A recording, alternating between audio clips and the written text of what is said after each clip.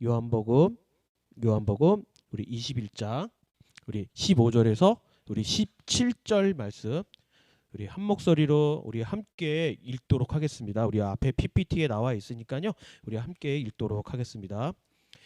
그들이 조밥 먹은 후에 예수께서 시몬 베드로에게 이르시되 요한의 아들 시몬아 내가 이 사람들보다 나를 더 사랑하느냐 하시니 이르되 주님 그러하나이다.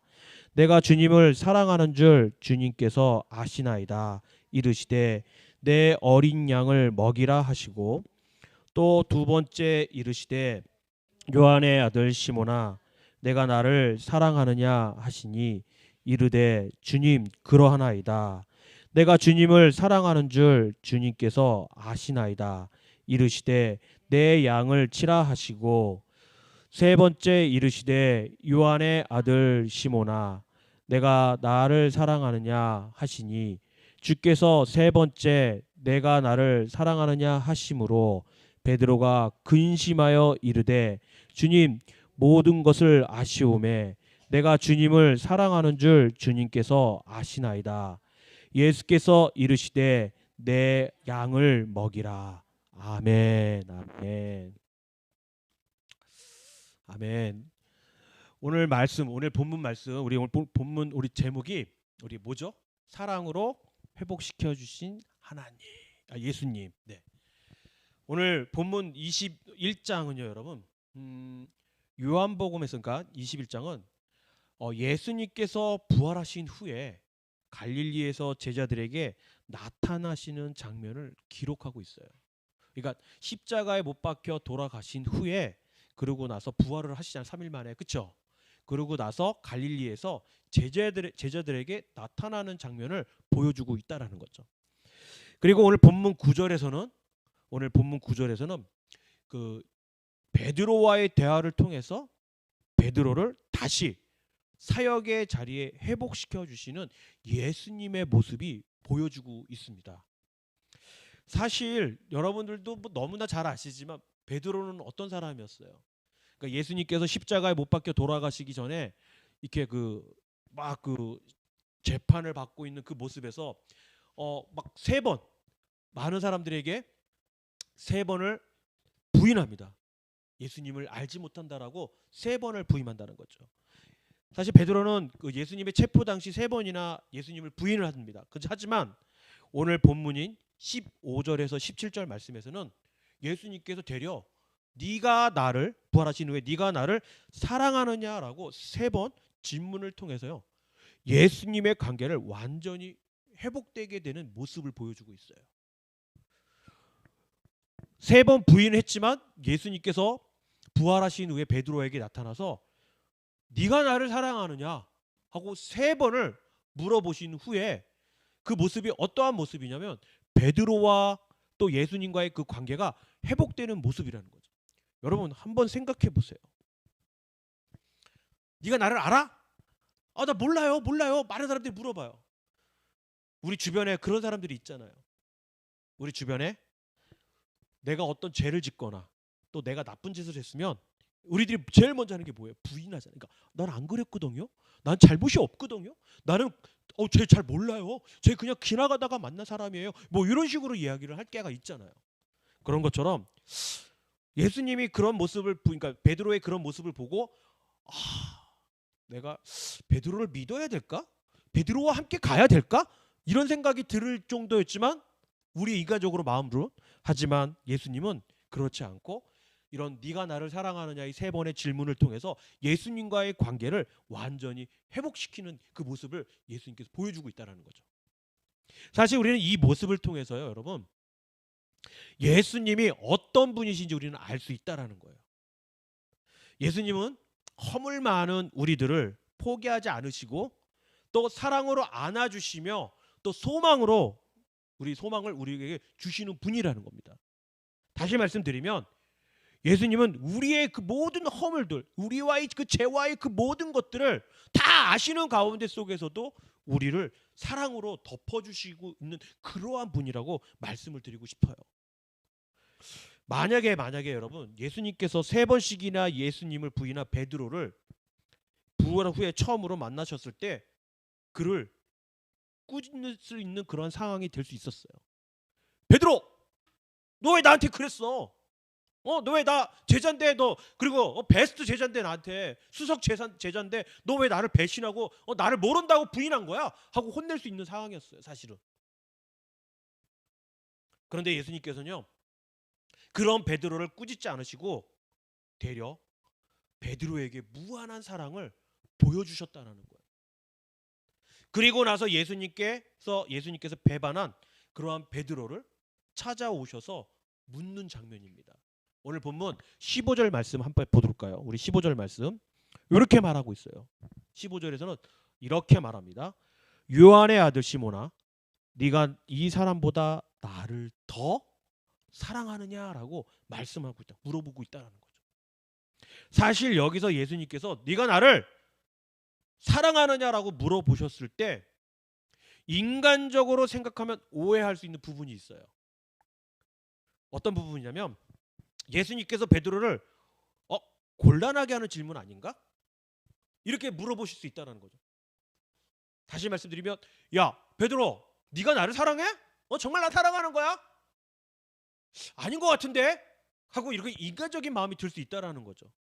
그런데 사실은 그러한 질문이 아니라 예수님께서는요, 베드로를 새롭게 변화시키고 사명을 맡기고자 이러한 이야기를 하셨다라는 겁니다. 한마디로 예수님께서 베드로를 사랑하셨기 때문에 이 모든 것이 가능했다라는 거죠. 인간적인 마음으로는요, 여러분, 베드로를 다시 그런 사역의 자리로 나의 제자로 삼을 수가 없는 그런 상황이었을 거예요. 인간적으로 봤을 때. 하지만 예수님은 그러하지 않았다라는 거예요. 베드로를 사랑하여 주셔서 그를 새롭게 변화시켜서 새로운 사역을 감당할 수 있도록 모든 길을 열어주셨다는 거죠. 하나님, 여기서 여러분들에게 한번 질문 드리고 싶어요. 여러분들은 가장 사랑하는 사람 또는 사랑했던 그 사랑하는 사람들이 누구입니까? 그러니까 사랑하는 사람 아니면 사랑하는 무리들, 단체가 있지 않을까요? 그런 사람들이 있습니까 혹시? 아마 여기서 보면 떠올리실 거예요. 이렇게 떠오르실 거예요. 뭐냐면 가족들. 내가 사랑하는 사람들. 가장 먼저 가족들을 떠올리지 않을까 생각이 들어요. 아니면 친구나 또 나이가 드신 사람이 있다면 연인인가, 여자친구가 있다면, 남자친구가 있다면 그 여인을 생각하는 분들도 있을 거라는 겁니다. 그런데 여러분, 만약에 지금 제가 물어본 질문에서 가장 사랑하는 사람을 생각할 때 떠오르는 사람이 내 배우자가 아니거나 또는 내 자녀나 내 부모와 주님께 묶어주신 공동체의 지체들을 사랑하지 않고 있다면 이거는 뭔가 문제가 있다라는 거예요. 다른 사람이라면. 나를 사랑하는 배우자, 그러니까 아내와 남편이 아니면, 혹은 내 자녀들이 아니면, 아들과 딸이 아니면, 혹은 내 부모님이 아니거나 또 주님께서 묶어주시는 교회나 여러 선교단체를 사랑하지 않는다면 이건 뭔가 문제가 있다라는 거예요. 우리는 주님께서 묶어주신 가족과 공동체 지체를 여러분 사랑해야 합니다. 사랑해야 한다라는 거예요. 그런데 이 사랑 안에 있어서는 여러분, 이러한 사랑 안에서는요 가장 중요한 한계가 있습니다. 한 부분이 있어요. 뭐냐면 사랑을 하기는 하는데 어떤 사랑을 하느냐가 문제라는 거예요. 아빠 엄마 사랑해요. 아들 딸 사랑해. 나는 우리 교회에 있는 성도들을 사랑합니다. 이런 사랑을 하는데 이 사랑이 어떠한 사랑이냐라는 게 문제라는 거예요. 왜냐하면 우리는 사랑한다고 말을 하는데 여러분 때로는 사랑이라고 하면서 그것을 집착으로 바꾸는 경우도 있다라는 거예요. 아들, 딸, 너희들을 사랑해. 사랑하기 때문에 너희들은 내가 시키는 거 다 해야 돼. 모든 걸 다 해야 돼. 그러면서 점점 그것이 집착으로 바뀐다라는 거죠. 사랑이 아니라 그러한 집착으로 바뀐다라는 거예요. 요즘 많은 매스컴에 보게 되면요, 연인들의 그 데이트하는 장면들이 문제가 되고 있어요. 어떤 문제예요, 여러분? 데이트하다가 남자나 혹은 여자한테 맞아가지고 폭력을 통해서 깨지는 경우가 있다라는 거예요. 근데 다 이런 인터뷰를 통해서 물어봐요. 그 여자를, 그 남자를 너무 사랑했기 때문에 제가 그랬던 것 같아요 라고. 근데 여러분, 그건 사랑이 아니에요. 그거는 집착이에요. 집착. 나폴레옹 여러분 잘 아시죠? 나폴레옹이 그 프랑스에 있는 나폴레옹의 무덤에 가면요, 나폴레옹의 유언이 적혀 있다고 합니다. 근데 그 유언이 이렇게 내용이 있어요. 뭐냐면, 나의 몸뚱이는 내가 사랑하는 프랑스 국민 속 세느 강변에 묻히고 싶다라고 이렇게 유언이 되어 있다고 해요. 다시 한번 제가 읽어드릴게요. 나의 몸뚱이는 내가 사랑하는 프랑스 국민 속 세느 강변에 묻히고 싶다라고 했어요. 뭐라고요? 내가 사랑하는 프랑스 국민 속의 세느 강변에서 나는 묻히고 싶다. 사랑하는 프랑스 국민들 안에 묻히고 싶다라는 거예요. 그리고 여러분, 나폴레옹도 이런 말을 했지만 여러분, 세계적인 독재자인 히틀러, 스탈린, 그리고 김일성, 그리고 김정은 같은 독재자들도 여러분 이러한 그러니까 연설을 할 때마다 이러한 이야기를 강조한다는 거예요. 국민을 사랑하고 또 나의 나라를 사랑한다라고 강조하며 이야기한다라는 거죠. 그런데 여러분, 그 사랑이 어떻게 변했는 줄 아세요? 히틀러와 같은 이 독재자들은요, 그 사랑 때문에 유대인들을 비롯한 많은 다른 민족들을 몰살시킬 뿐만 아니라 그 나라 국민들 모두를 죽게 만들었다는 거예요. 전쟁을 일으켰다는 거예요. 수많은 사람들이 죽고 없어졌다는 거예요. 아까 다시 말씀드려서 나폴레옹은 내가 사랑하는 국민 속이라고 말하면서 자신의 야망을 이루기 위해서 수많은 젊은이들, 청년들을 죽이고 또 남은 집에 남의 그 귀한 자식들을 억지로 전쟁터에 끌려가게 해서 러시아에서 데려가다가 얼어 죽게도 했다라는 겁니다. 나라를 사랑한다고 하면서, 국민을 사랑한다고 하면서 자신의 정보욕을 위해서 수많은 사람들을 죽게 만들고 또 승리의 영광을 누구에게 준 줄 아세요? 국민에게 준 게 아니라 바로 자기 가족들에게 재산을 물려주고 또 자신들이 정복한 그 나라의 왕의 자리도 자기의 가족들에게 물려줬다라는 거예요. 한번 생각해 보세요. 전쟁을 일으키면서 나라와 국민들을 위해서, 사랑하는 사람들을 위해서 일으켰다고 말하면서 거기에서 얻어지는 모든 물건과 모든 것들을 가지고 가족들이 나눠 가졌다라고 생각해 보세요. 흔히 말하는 우리 김정일, 김일성, 북한도 그렇잖아요. 국민들을 사랑한다, 나라를 사랑한다 하면서 자기는 부귀영화를 누리면서 많은 재물을 착취해 가고 있고 그런 모습들을 보이고 있잖아요. 한마디로 말하면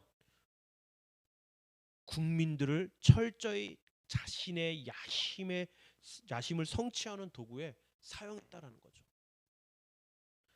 그런데도 수많은 독재자들과 나폴레옹은 자기 국민을 사랑했다라고 말합니다. 여러분, 이렇게 말하니까 그들이 과연 정말 진정한 사랑을, 그 국민들을 진정으로 사랑했을까요? 아니라는 겁니다. 이러한 사랑은 여러분 자기 중심적 사랑이라는 거예요. 나밖에 모른다라는 거죠. 나 외에는 아무것도 필요 없다라는 거예요. 나는 사랑이라고 말하지만 철저히 자기 중심적이고 자기 이익을 위한 그러한 사랑을 하고 있다는 겁니다. 수많은 사람들이 이것을 사랑이라고 착각하기 때문에 사랑하면 사랑할수록 더 많은 사람들과 부딪히고 상처를 주고 심하면 다른 사람들도 죽게 만들게 한다라는 겁니다. 그렇다면 예수님께서 베드로에게 동일한 질문을 3번씩이나 하셨는데 무슨 이유로 이렇게 3번이나 하셨을까? 아까 제가 초반에 말씀드렸죠. 예수님께서 베드로를 사랑하기 때문에. 그렇다면 이 3번씩이나 하는 그 질문이 도대체 어떠한 사랑이고 무슨 이유로 이렇게 베드로를 3번씩이나 네가 나를 사랑하느냐라고 물으셨는지 우리 한번 찾아보도록 하겠습니다. 첫 번째로 여러분, 무슨 이유로 3번씩이나 이런 동일한 질문을 3번씩이나 하셨나? 첫 번째, 베드로의 잘못을 여러분 용서해 주기 위해서라는 거예요.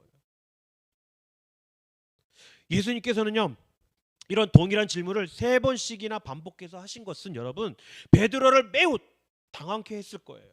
그렇잖아요. 아니 한 번이면 족하는데 3번씩이나 네가 나를 사랑하느냐, 네가 나를 사랑하느냐, 네가 나를 사랑하느냐라고 이렇게 3번을 물었을 때 얼마나 당혹스러웠을까요?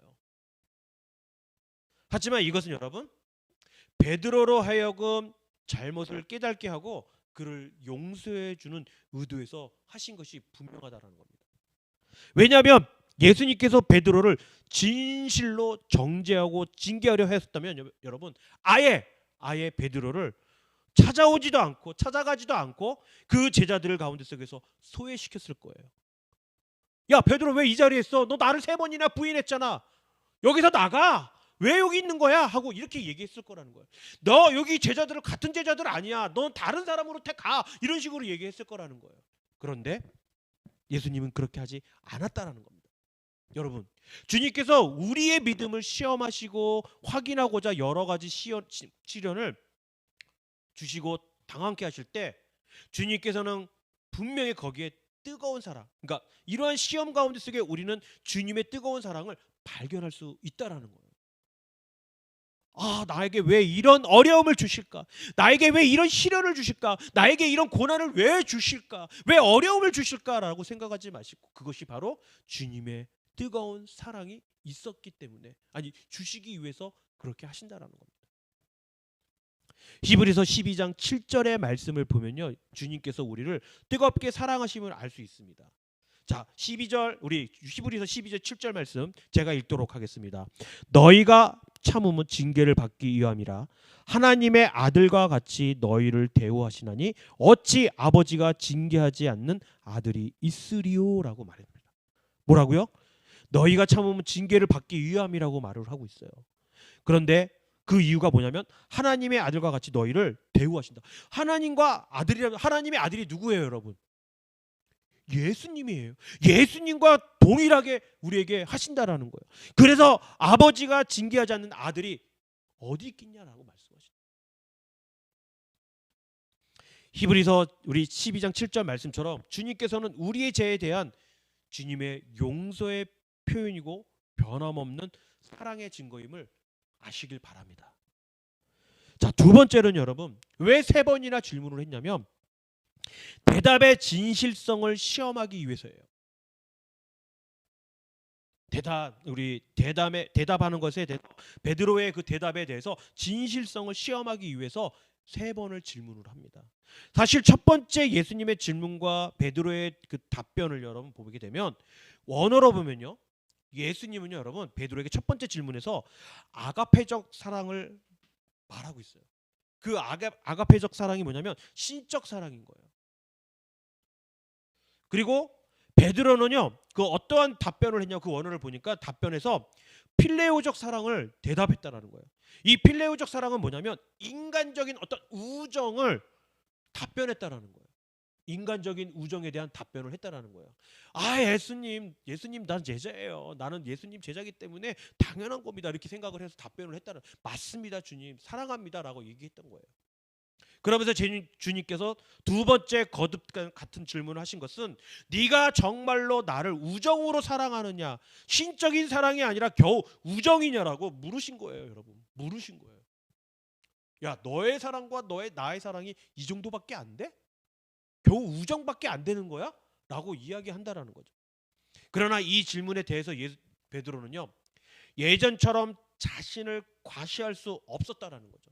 아유, 맞습니다 주님, 나는 그거 아니에요, 그거 나 주님 부인 안 할 거예요, 그거 아니에요, 그거 이렇게 얘기하지 않았다라는 거예요. 못한다라는 거예요. 그래서 그는 처음과 같은 대답을 되풀이한 겁니다. 그의 대답에 위대한 신적인 고백은 못 되었지만 주님께서 그의 대답을 진실하게 여기시고 그에게 당신의 양, 즉 내 양을 먹이라고 맡기신 거라고, 치라고 말씀하신 거예요. 여러분 우리 주님께서는요 연약한 베드로의 진실을 보시고 모든 것을 용납하여 주시고 함께 해주셨다는 거죠. 이에 우리는 과연 입으로, 그런 모습을 통해서 우리는 과연 입으로만 고백하는 것은 아닌지, 우리 주님을 진실로 사랑하는지 자신을 한번 돌아봐야 한다는 거예요. 그냥 입으로만 주님 사랑해요, 주님 정말 사랑합니다, 주님밖에 없습니다라고 우린 입으로만 이야기하고 있지 않은지 한번 생각해 봐야 한다라는 겁니다. 우리는요, 하나님의 자녀들은요, 주님 앞에 진실해야 합니다. 진실한 삶을 살아야 한다는 거예요. 그럴 때 비로소 예수님께서도 우리의 진실된 마음을 보시고 자비를 베풀어 주시고 사명을 회복시켜 주시기를 다는 것을 믿으시길 바라요. 자, 세 번째는요, 여러분. 왜 같은 질문 세 번이나 하셨냐면 겸손하게 하기 위해서라는 거예요. 겸손하게. 주님께서 세 번째 나를 사랑하느냐 물으실 때 인간적인 사랑으로 물으셨습니다. 즉 시몬아, 네가 나를 필레오적으로 사랑하느냐, 필레오 사랑하느냐라고 물으신 겁니다. 이 달라진 질문은요, 베드로의 수준을 있는 그대로 용납할 수 있는 질문인 거예요. 그러니까 그 이상이 되지 못하는 거예요, 베드로의 어떤 질문을. 근데 예수님께서 그 질문을 낮춰서 이야기하고 계시다는 거죠. 그런데 이 세 번째 질문을 받고도 베드로는 여러분 근심이 쌓인 거예요. 세 번이나 물어보니까 이제는 마음속에서 아니 예수님께서 내가 그때 세 번 부인한 걸 가지고 계속 이렇게 얘기하시는 건가? 그래서 나를 이렇게 질문을 하는 건가라고 이야기하실 수 있었다라는 거죠. 그는 자기의 주님에 대한 우정마저도 혹시 과장된 것이 아닌가라는 생각을 하게 됐다라는 겁니다. 그래서 그는 17절의 말씀을 보면요, 이렇게 말해요. 주님, 모든 것을 아시오매 내가 주님을 사랑하는 줄 주님께서 아시나이다라고 말씀하고 있다는 거죠. 베드로는 후에 그의 고백에 혹시 잘못됐을지라고 생각하고서 주님에 대한 현재의 사랑은 진심임을 조심스럽게 말씀을 드리고 고백하고 있다라는 겁니다. 그리고 이러한 자신의 마음을 주님께서 더 잘 아시고 계실 거라고 주님 앞에 겸손히 낮아지면서 자신을 내어놓고 말씀하고 있다라는 겁니다. 그렇습니다, 여러분. 주님은 이렇듯 겸손한 자에게 당신의 귀한 사명을 맡기신다라는 거예요. 여러분, 주님께서는요, 오늘도 우리의 죄를 우리가 오늘도 우리가 죄를 지을지라도 네가 나를 사랑하느냐라고 거듭 물어보고 계시다라는 거예요. 그래서 우리는 용서하고 그 진실성을 알아보고 겸손케 하시기 위해서 주님께서는 이 같은 물음을 계속 우리에게 하고 있는 거예요. 베드로에게는 3번을 질문했지만 우리는 거듭 계속 주님께서 물어보고 계시다라는 거죠. 지혜로운 성도라면 여러분, 이 같은 질문을 거듭하며 받을수록 당황할 수 있어요. 하지만 당황하는 대신 감사하고 진실되게 또 겸손하게 우리가 나아가야 한다는 거죠. 왜 주님께서 나에게 이렇게 계속 물어보시지? 왜 주님께서 이렇게 3번씩이나 물어보지? 아니 기도하는데 주님께서 왜 나를 사랑하느냐고 물어보시지? 그럴 때는 여러분, 우리가 때로는 주님 앞에 감사함으로 나아가고 진실된 마음을 가지고 고백하면서 또 무릎 꿇어 겸손하게 주님 앞에 우리의 그 모든 것들을 내려놓으며 나아가야 한다라는 거예요. 그래야 할 때 우리가 주님을 사랑할 수 있는 것이고 또 그 주님의 그 우리의 사랑은 비록 보잘것없지만 주님의 그 크신 사랑을 우리에게 주실 수 있다라는 거죠. 여러분, 주님의 사랑을 만끽하며 나아가시길 바랍니다.